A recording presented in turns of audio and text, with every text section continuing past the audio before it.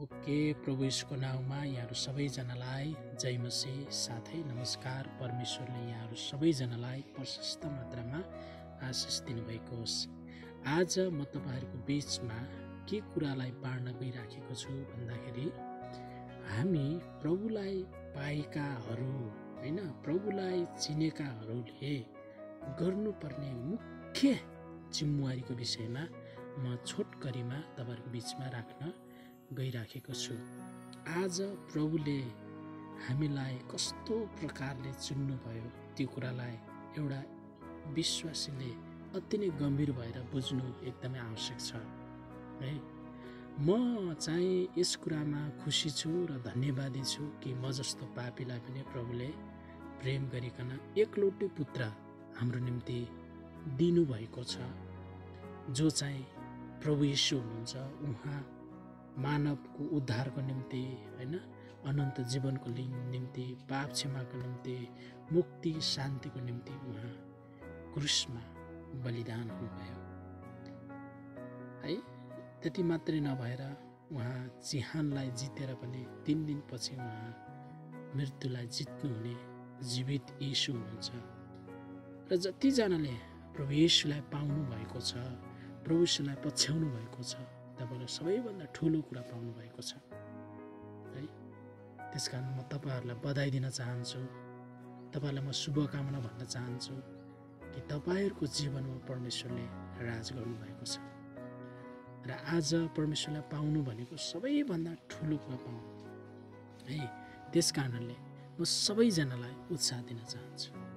आज प्रभुले तपाईँ अनि मलाई बचाउनको निम्ति कति दुःख अनि कष्ट सहनुभयो, मानिसहरूबाट घृणित हुनुभयो होइन। मानिसहरूले थुके, मानिसहरूले कुटे, मानिसहरूले भाला रोपे है, मानिसहरूले लखटे। त्यही मानिसको उद्धारको निम्ति उहाँ आउनुभएको हो।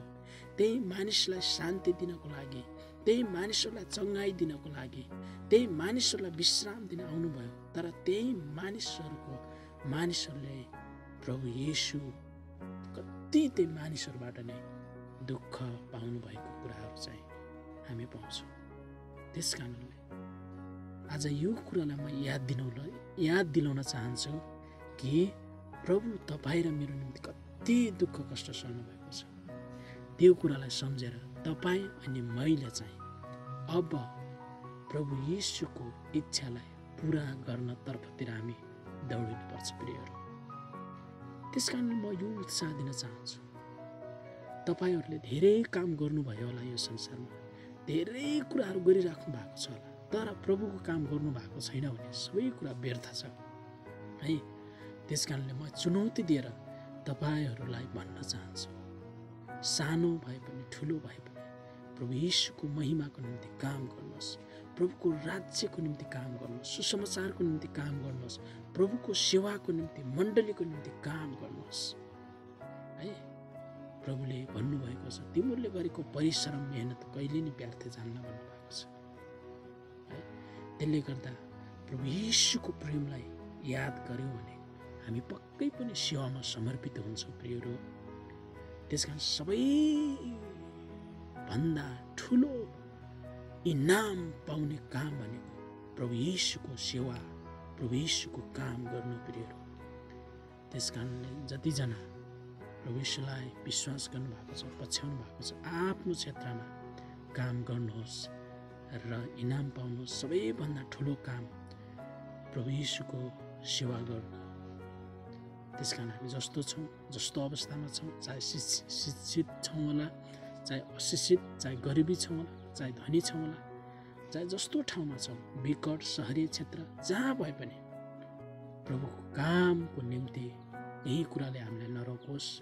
तपाईँसँग जे छ त्यहीबाट नै प्रभुको सेवामा समर्पित रहनुहोस् र प्रभुको सेवामा अगाडि बढ्नुहोस्। परमेश्वरले तपाईँलाई यसैमा नै प्रशस्त मात्रामा आशिष दिनुहुनेछ। धन्यवाद। जय मसीह।